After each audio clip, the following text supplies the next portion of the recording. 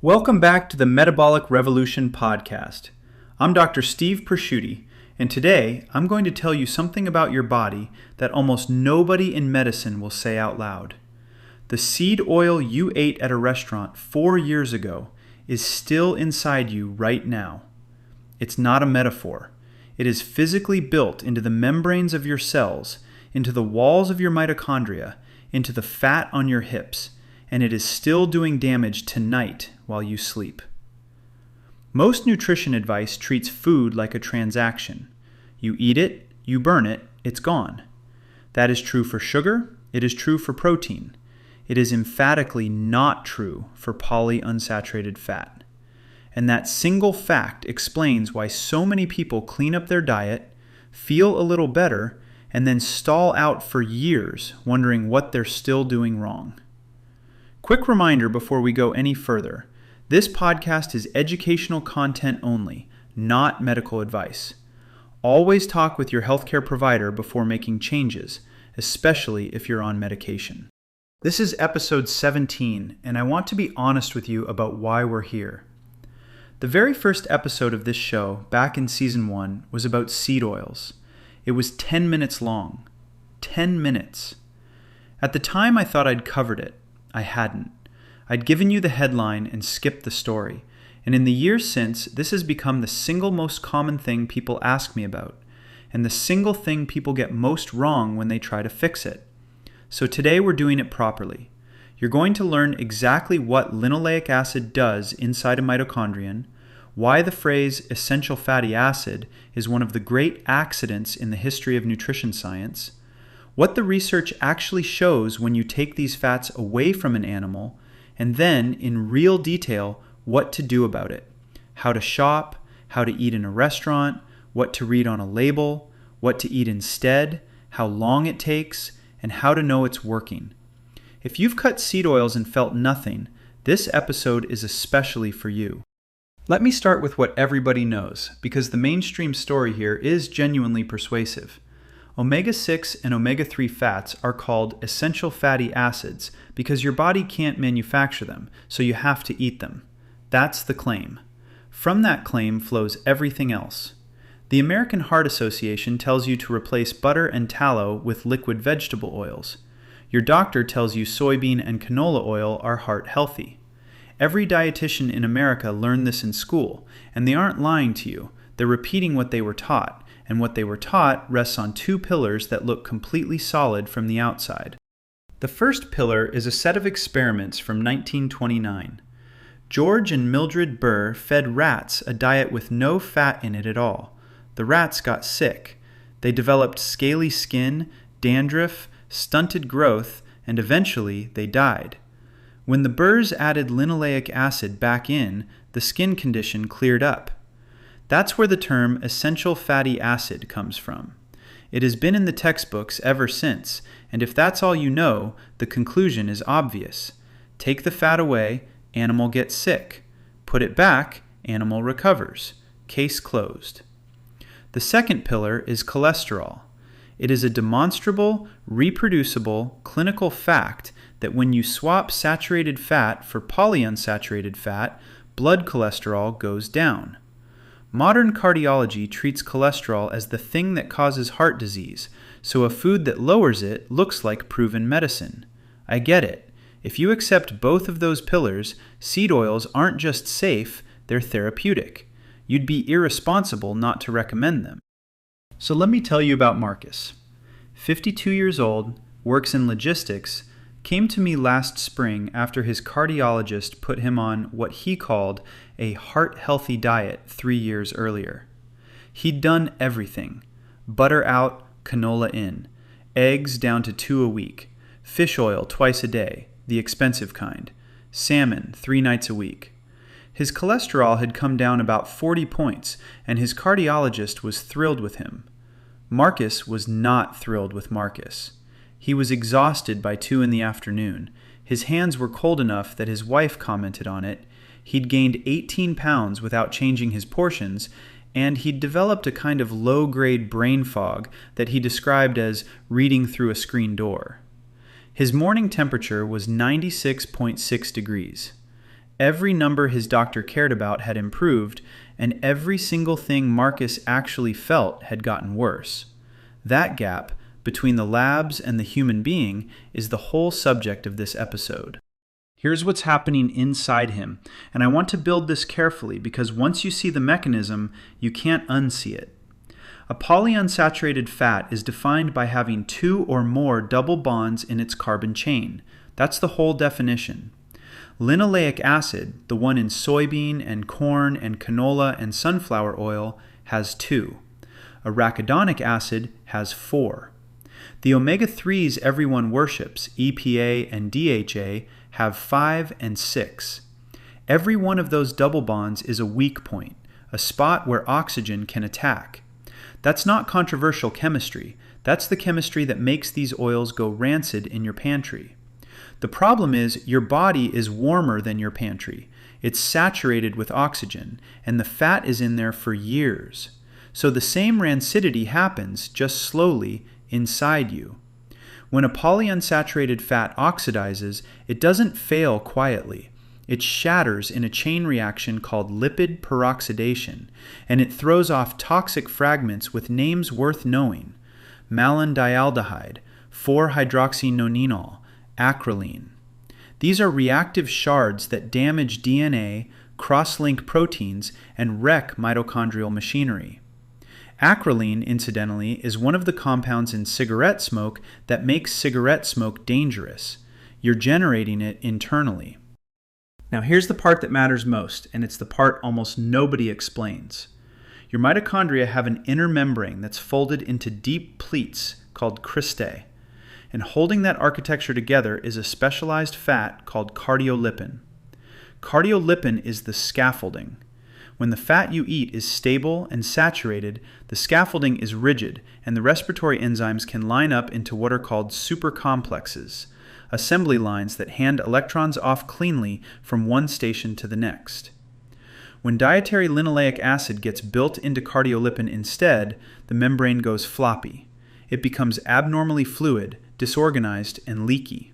The supercomplexes can't form. The proton gradient that your cells use to make ATP starts bleeding away, and the electrons that should be flowing down the chain start escaping and creating free radicals instead. You have not damaged a gland. You have not caught a disease. You have quietly degraded the physical structure your body uses to turn food into energy. And you did it with a cooking oil. And it gets more direct than that. PUFAs don't only wreck the building, they poison the workers. They powerfully inhibit pyruvate dehydrogenase, the gate enzyme that lets glucose into oxidative metabolism, which is why so many people who eat a lot of these fats become functionally carbohydrate intolerant. They eat a potato and feel terrible and conclude carbs are the problem. Carbs aren't the problem. The gate is jammed. They also directly poison cytochrome C oxidase, which is complex 4 of the electron transport chain. And this was demonstrated all the way back in 1951 when Kunkel and Williams showed that the enormous respiratory rate of animals on a fat-free diet came from a huge increase in cytochrome oxidase activity, and that adding so-called essential fatty acids shut that activity right back down. Then there's the Randle cycle. Under stress, you release stored fatty acids into your blood, and if what's stored is linoleic acid, those circulating fats physically block your cells from burning glucose. Georgy Dinkov, who writes as Haidut, describes the result as having too many mobile electrons in the cell, a state called reductive stress. The exhaust pipe is blocked, the electrons pile up, and the mitochondria start leaking damage. I said in the intro that these fats block your thyroid at 4 separate points, and I want to actually walk you through that because this is the part that turns a chemistry lecture into an explanation of your life. Point 1 is the gland itself. Polyunsaturated fats interfere with the thyroid gland's ability to secrete its hormone in the first place. Point 2 is transport. Thyroid hormone doesn't float freely through your blood. It rides on carrier proteins, and PUFAs displace it from those proteins, which wrecks delivery to the tissues that need it. Point 3 is the receptor. Even when the hormone arrives, these fats block it from binding to the receptor inside the cell, which means the hormone can be present and still do nothing. And point 4 is the conversion step, because T4 is essentially inactive and has to be converted to T3, mostly in the liver. And that conversion requires liver glycogen and a liver that isn't inflamed. So consider what this does to the standard workup.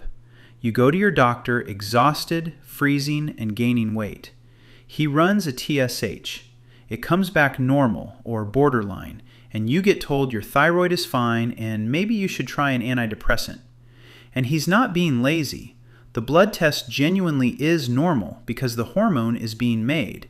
It just can't get delivered, and it can't dock, and it can't convert. That's the gap between how you feel and what your labs say, and it's why we spent an entire episode this season, episode 7, on the idea that your thyroid isn't broken, your metabolism is. Ray Peat spent decades on this, and he put it about as plainly as anyone has. Saturated fats terminate the stress reactions. Polyunsaturated fatty acids amplify them. He described these fats as immunosuppressive, antithyroid, and diabetogenic, and as inhibitors of respiration, and he tied them directly to aging itself. His words were that the respiratory activity of the mitochondria declines as the polyunsaturated oils replace palmitic acid, and that this change corresponds to the lifelong decline of the person's metabolic rate. Read that again, because it's a claim about what aging actually is. Not a clock running out, a membrane composition slowly changing. And there's comparative biology that lines up with it uncomfortably well. Researchers including Pamplona, Barha, and Holbert have compared membrane composition across species and found that maximum lifespan tracks inversely with how much highly unsaturated fat, particularly DHA, sits in the mitochondrial membranes. The long-lived outliers, birds and naked mole rats, have membranes built from stable, peroxidation-resistant fats. The short-lived species are loaded with the unstable stuff.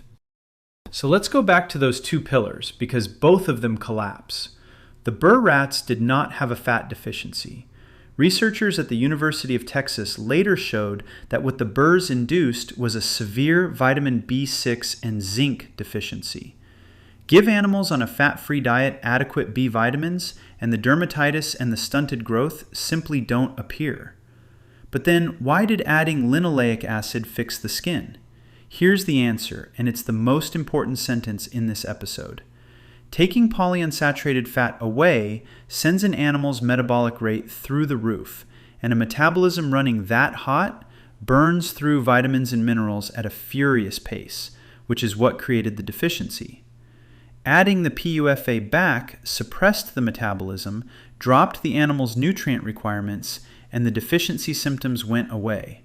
They did not cure the rats. They sedated them. That is the actual mechanism behind the word essential, and it has been sitting in the literature for the better part of a century. And it's worth knowing what happens when animals are genuinely deprived of these fats with good nutrition otherwise, because it is not what the textbook predicts. They don't waste away. They consume oxygen and calories at a remarkable rate. Their mitochondria are unusually tough, and they become strikingly resistant to trauma, to shock, and to endotoxin. A researcher named William Brown put himself on Burr's fat-free diet for 6 months in the 1930s. He did not get sick. His metabolic rate went up, his lifelong migraines disappeared, his blood pressure dropped, and he reported no fatigue. And human cells, incidentally, grow and divide perfectly well in culture media containing no polyunsaturated fat at all, which is difficult to reconcile with the claim that they're structurally required to build a cell membrane. The second pillar falls just as hard. Yes, these oils lower cholesterol. They lower it by damaging the liver's capacity to synthesize and secrete it. Lowering a number by injuring the organ that produces it is not a therapeutic success. And remember what we said in Season 1, Episode 5. Cholesterol is the raw material for every protective steroid hormone you make. Back to Marcus, because his case is textbook.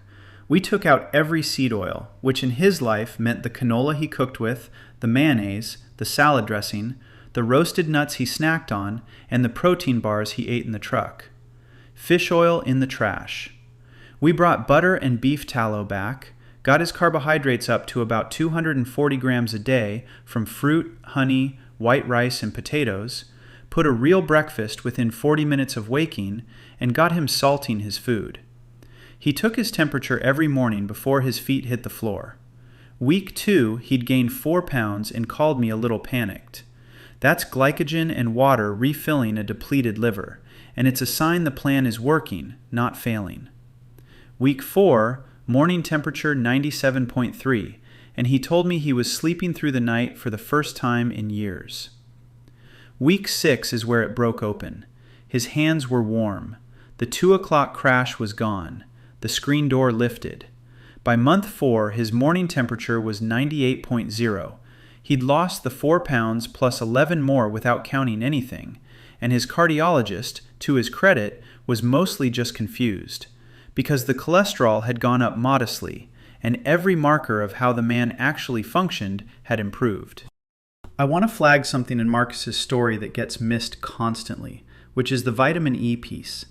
Polyunsaturated fat is not just harmful on arrival, it is expensive to store. Your body spends antioxidants, and vitamin E above all, defending those unstable double bonds around the clock. This is why people on long-term high-dose fish oil so often show depleted vitamin E, and it's the mechanism behind a phenomenon that trips people up during recovery. When you start mobilizing stored PUFA out of fat tissue, whether from weight loss or fasting or heavy training or just from finally healing, you dump those old fats into circulation where they oxidize, and you can feel genuinely worse for a stretch. People interpret that as the diet failing. It's the opposite. It's the cleanup. That's why I want vitamin E on board during depletion, mixed tocopherols rather than isolated alpha tocopherol, and it's why I don't want anyone doing aggressive weight loss and PUFA depletion at the same time. Go slow. Let it come out gradually. Now I want to back up and answer a question that should be bothering you, which is how any of this happened. If these oils are so destructive, how did they end up in 90% of the food supply? And the answer has nothing to do with health research, because the health research came afterward as justification. Cottonseed oil was an industrial waste product. The cotton industry produced enormous volumes of seed with nowhere to put it, and the oil pressed out of it went into soap, into lamp fuel, into machine lubricant. It was not food. In 1911, Procter & Gamble took that waste oil, ran hydrogen through it to make it solid at room temperature, put it in a blue can, called it Crisco, and marketed it to American housewives as a modern, clean, scientific replacement for lard. That is the actual origin, not a discovery about human nutrition, a solution to a disposal problem, and a very good one from a business standpoint, because your input cost is a waste stream and your product doesn't spoil on the shelf. What followed took decades, and it worked extraordinarily well. In 1948, Procter & Gamble donated the proceeds of a national radio contest to a small, struggling professional society called the American Heart Association. Roughly $1.7 million, which in today's money is a fortune, and which transformed that organization overnight from a minor group of cardiologists into the most influential nutritional authority in the country. I'm not telling you that money bought a conclusion, and I don't need to make that argument, because the more interesting fact is what happened to the food supply regardless. Linoleic acid went from somewhere around 2% of American calories at the start of the 20th century to 8% or more today. And here's the number that should genuinely stop you, because it's measured in human tissue rather than in a food survey. The linoleic acid content of American body fat has roughly doubled over the past half century, from about 9% to over 20%. That is a physical change in what human beings are built out of. It happened inside a single lifetime, and it happened at the same time as everything we call a metabolic epidemic. We are, structurally, a different organism than our great-grandparents were. And the trials, when they were finally done properly, did not say what everyone assumed. There were 2 large, well-controlled studies from the 60s and 70s that replaced saturated fat with vegetable oil, and both of them went quiet for decades until researchers led by Christopher Ramsden went back, dug out the original raw data, and published it. The Sydney Diet Heart Study replaced animal fat with safflower oil in men who'd already had a cardiac event. Their cholesterol dropped, exactly as predicted, and when the recovered data was published in the British Medical Journal in 2013, the safflower oil group had higher all-cause mortality and higher cardiovascular mortality than the controls. The Minnesota coronary experiment was larger still, around 9,000 people, replacing saturated fat with corn oil. Published in the British Medical Journal in 2016, and again, the cholesterol came down beautifully, and there was no survival benefit whatsoever. In fact, among the older participants, the more a person's cholesterol dropped, the higher their risk of death. Now, I want to be straight with you about where those two studies come from, because unlike everything else in this episode, they aren't from the bioenergetic literature. They're from mainstream cardiology journals, and they're mainstream cardiology's own data. That's what makes them worth your time. The people who ran those trials expected the opposite result, and the result sat in a basement for 40 years. Which brings me to Dana, because Dana is the person this episode is really for. 44, elementary school teacher, and she had already done the work before she ever called me. She'd cut seed oils 11 months earlier after listening to this show. Cooked in butter, read every label, and she was frustrated to the point of quitting because she said it did nothing. And when I actually walked through her days with her, two things came out. The first was that she'd paired the seed oil removal with an aggressive cut, about 1,400 calories a day plus 5 spin classes a week, because she wanted the weight off. So she had spent 11 months mobilizing a decade of stored linoleic acid out of her fat tissue and straight into circulation, while giving her body no fuel and no antioxidant support to handle it. Her morning temperature was 96.2 degrees and her resting pulse was 94, which is the classic pattern of adrenaline propping up a suppressed thyroid. The second thing was that her calorie tracking app showed her eating almonds, hummus, and 2 protein bars a day, and she'd never turned any of them over. She was still taking in a meaningful amount of the exact fat she thought she'd eliminated, on top of everything she was releasing from storage. So we did something that felt wrong to her. We stopped the deficit entirely, brought her up to about 2,200 calories, dropped spin to 2 sessions a week and added walking, got the last hidden sources out of her pantry, and put her on mixed tocopherols while the stored fat came out. She gained 6 pounds in 3 weeks, and I asked her to trust the temperature instead of the scale. Week 5. Morning temperature 97.1. Week 8. 97.6. Pulse down to 82, and she told me she'd stopped needing a nap the second she got home from school. By month 5, she was at 98.0. The 6 pounds were gone along with 9 more, and her period, which had been erratic for years, had come back on a 29-day cycle.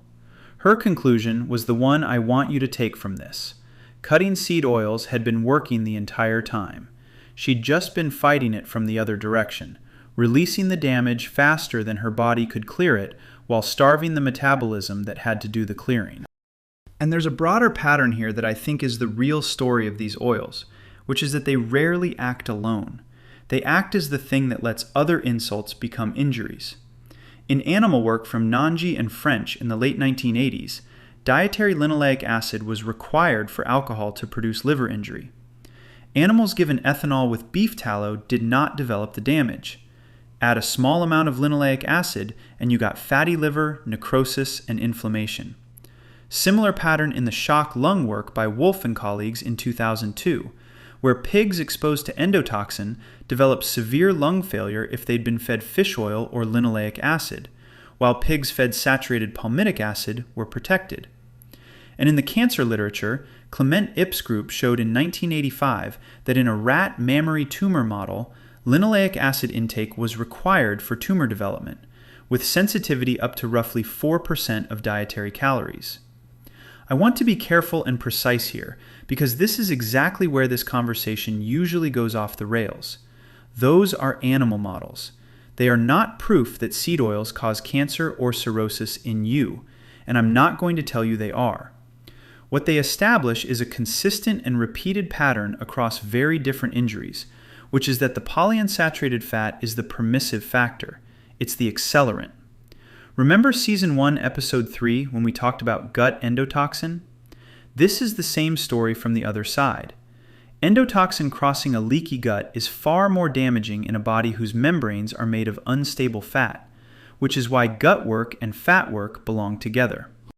Before we get practical, let me connect this to the thing most of you actually came for, which is body fat, because I've been talking about energy and thyroid and membranes, and some of you are waiting for me to explain why you're heavier than you were 10 years ago while eating less than you did then. Here's the honest chain. Body fat is not primarily a storage problem, it's a rate problem. A person with a high metabolic rate burns fuel at a high rate, runs warm, and stores relatively little of what they eat. Everything we've covered today lowers that rate. Jammed pyruvate dehydrogenase means glucose can't get into oxidation efficiently. Poisoned cytochrome oxidase means the electron transport chain runs at reduced capacity. Displaced cardiolipin means the mitochondria leak instead of producing. Thyroid hormone blocked at 4 points means the signal to run hot never lands. So you are not gaining weight because you lack discipline. You are gaining weight because you are running a lower output engine on the same fuel, and the difference has to go somewhere. And then the standard advice makes it worse in a very specific way, because eating less and training more raises cortisol, and cortisol suppresses T4 to T3 conversion, which lowers the rate further. That is the trap, and it's why the second and third and fourth diet each work less well than the first one did. You didn't ruin your metabolism through weakness. You lowered it repeatedly by following instructions. There's a smaller thing I want to mention too, because it's the one people notice first and never connect: sunburn. The fat in your skin is subject to exactly the same chemistry as the fat anywhere else, which means skin loaded with unstable polyunsaturated fat oxidizes more readily under ultraviolet light than skin built from stable fat does. People who spend a year or two off these oils frequently report that they burn noticeably less easily than they used to, that they can be outside longer before their skin objects. I'm not telling you to throw away your hat, and I'm not making a claim about skin cancer. I'm telling you that if you go through this process and you notice you're tolerating the sun better, you're not imagining it, and it's the same mechanism as everything else in this episode, showing up somewhere you can actually see it. So let's get practical, because this is where people fail, and they fail for a reason. Nobody fails at the concept. Everyone fails at Tuesday. Start with your kitchen tonight, and I mean tonight. Out go soybean, corn, canola, sunflower, safflower, grapeseed, rice bran, and cottonseed oil. Out goes anything labeled vegetable oil, which is almost always soybean. Out goes standard mayonnaise, most salad dressings, most roasted nuts, most protein bars, most crackers and chips, and every tub of margarine. In come butter, ghee, beef tallow, and coconut oil. Butter and tallow for cooking heat, coconut oil for a bit of everything, and if you want olive oil, use it cold on food rather than as your cooking fat. And yes, since I get asked constantly, olive oil is not a seed oil, it's a fruit oil, and it's mostly monounsaturated, so it's a reasonable choice. Just don't build your diet on it and don't fry in it. Now labels, because label reading is where the real skill is. Ignore the front of the package entirely. Turn it over. The single most useful habit you can build is to scan the ingredient list for any word ending in oil that isn't olive, coconut, avocado, palm, butter, or an animal fat, and put the box down. Do not get seduced by high oleic sunflower or expeller pressed canola, which are marketing terms for a fat you're still storing for years.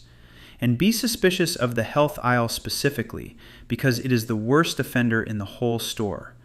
The organic vegan protein bar, and the sprouted crackers, and the hummus, and the plant-based anything are frequently mostly seed oil. Meanwhile, the actual safe foods almost never carry an ingredient list at all, because they are potatoes, fruit, rice, milk, cheese, eggs, honey, meat, and shellfish. Restaurants are harder, and I'd rather give you a workable strategy than a purity test you'll abandon in a week. Assume every restaurant fries in seed oil, because they do, and it's cost, not malice. So the move is to stop fighting the fryer and change what you order. Order things that are grilled, roasted, steamed, or raw. Steak, burger patty without the bun if the bun's industrial.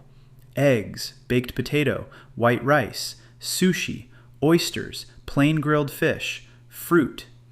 Ask for it cooked in butter and most kitchens will do it. Skip anything fried, skip the dressing, or ask for oil and vinegar and use the vinegar. Skip the sauce you can't identify. And here's the part I mean sincerely, because I've watched perfectionism do more damage than canola. If you eat out twice a week and you go from swimming in seed oil to a grilled steak and a baked potato, you have captured almost the entire benefit. The goal is to cut your intake by roughly 90% and keep it there for years. It is not to achieve 0 for 3 weeks and then quit. There's one more source I have to tell you about, and it's the one that catches people who think they're already done because it isn't in a bottle. It's chicken and it's pork. Here's the biology. A cow is a ruminant, and the bacteria in a cow's rumen hydrogenate the fat in its feed, which means beef fat and butter fat come out saturated and stable almost regardless of what the animal ate. Chickens and pigs have no such system. They are monogastric, like you, so the fat they store is close to a direct readout of the fat they were fed, and what they are fed in this country is corn and soy. So the chicken breast and the pork chop that you switched to because they were the lean, healthy choice are, at the fat level, delivery vehicles for linoleic acid. This is not a reason to become fanatical, and I don't want anyone terrified of a chicken. It's a reason to make beef, lamb, dairy, eggs, and shellfish the backbone of your protein instead of chicken and pork, to trim the visible fat and take the skin off when you do eat poultry, and to know that pastured chicken is somewhat better but not fixed, because pastured birds are still eating mostly corn and soy. Same logic applies to nuts and seeds, incidentally. Almonds, walnuts, peanuts, sunflower seeds.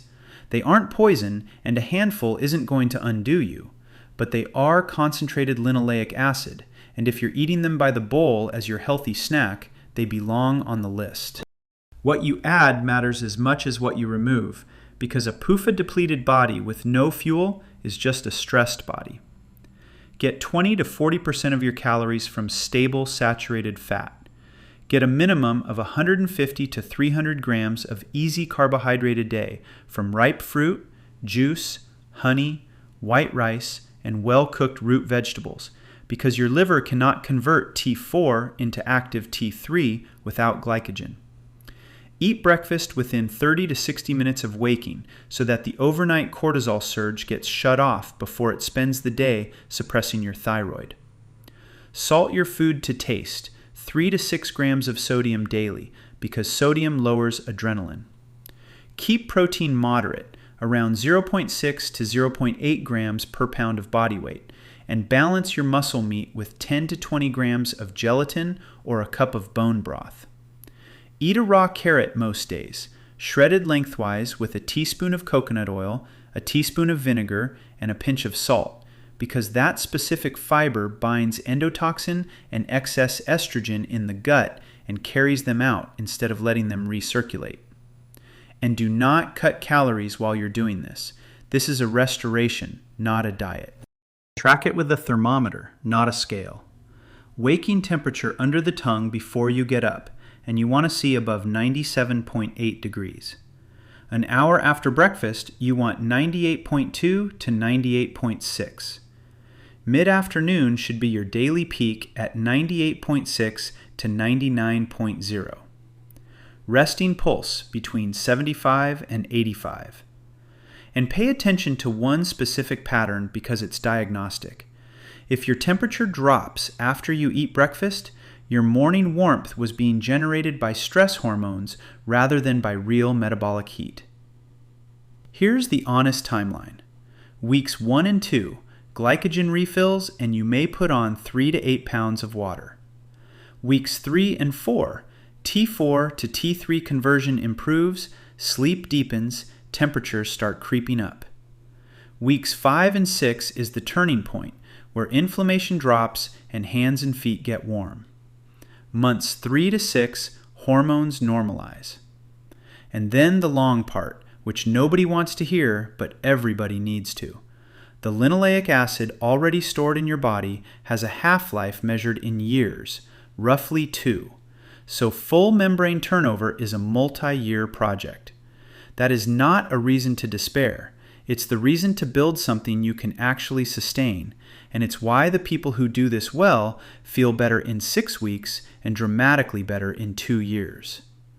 If you want this laid out step by step with the food lists, the swaps, and the tracking sheets already built, that's exactly what Energy Reset Essentials is, $39, and it will save you months of guessing. Let me hit the questions I get most. The one that surprises people most is about alcohol, so I'll start there. In that animal work I mentioned, dietary linoleic acid was required for alcohol to produce cirrhosis.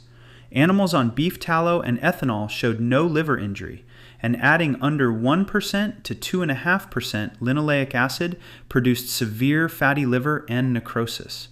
There's even work showing saturated fat reversing existing liver damage while the alcohol continued. I am not telling you alcohol is safe, and I want to be clear that this is animal data. What I'm telling you is that the standard story, where alcohol is the sole actor, looks incomplete, and the cofactor appears to be the fat in the diet. What actually happens when you quit seed oils? Honestly, for the first 2 or 3 weeks, often not much. And this is where people quit.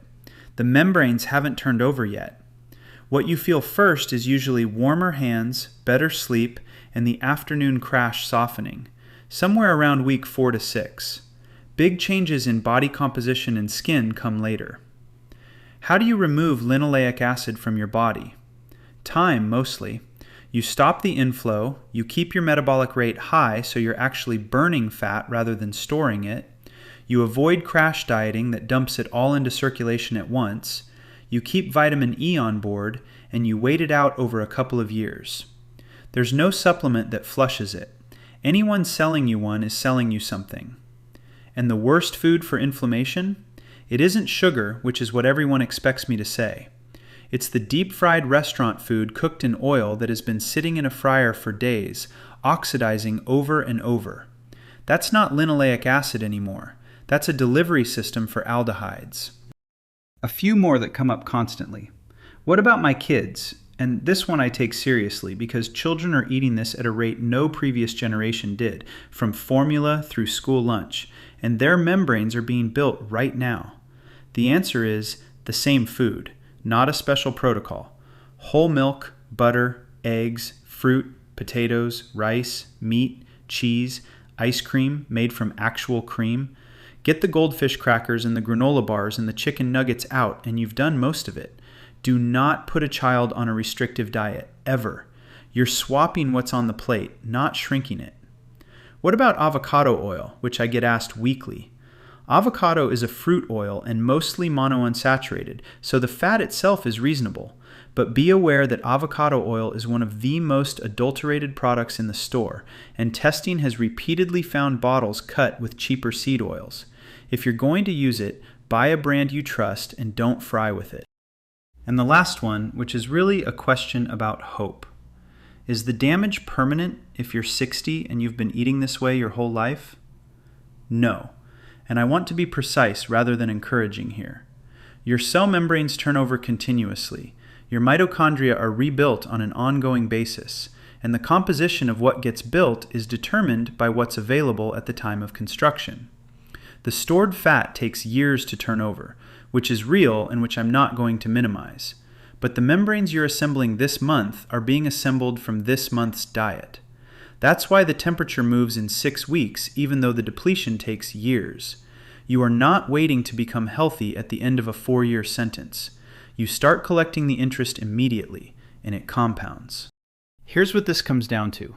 You're not lacking willpower, and your metabolism isn't broken by bad luck. You have been eating a fat that installs itself in your cell membranes, degrades the machinery that makes your energy, blocks your thyroid at 4 separate points, and then stays there for years while everyone tells you it's protecting your heart. The good news is stunningly simple. It's a purchasing decision. You cannot supplement your way past it, and you cannot exercise your way past it. But you can absolutely stop buying it, and your body will start rebuilding the moment you do.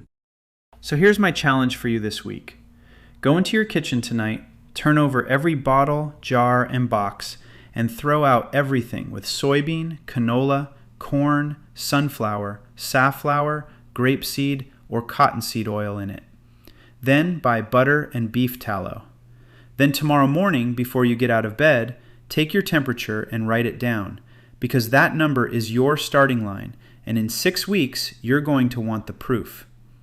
If you want the whole framework, the shopping lists, the swaps, and the tracking, Energy Reset Essentials is $39, and it's built for exactly this.